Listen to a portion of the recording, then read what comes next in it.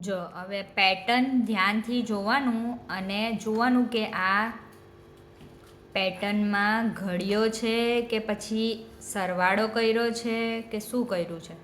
હવે આ આપણે જોઈએ તો ખબર પડી જાય કે 0માં 4 ઉમેર્યા, 4માં બીજા 4 ઉમેર્યા એટલે 8, 8માં બીજા 4 ઉમેર્યા એટલે 12, એટલે કે આ 4નો ઘડિયો છે. આના માટે તને ઘડિયો આવડવો જોઈએ.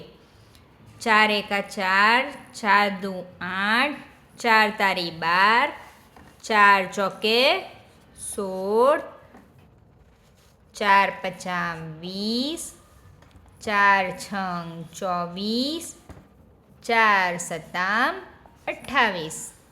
થઈ ગયું? એટલે આમાં 4નો ઘડિયો છે. હવે આ 3 છે તો આપણને જોતા લાગે કે આ 3નો ઘડિયો, પણ ના, અહીંયા તો 3 દુ 6ની જગ્યાએ 5 આપેલા છે. બરાબર? તો આમાં શું કર્યું છે? 2 વધ્યા. 3 ને 2 5. બરાબર? બગડો. પછી આમાં 4, 5 ને 4 9. પછી આમાં 9 ને 8 17. એટલે કે જે નંબર છે ને એના બમણા કરતા જવાનું.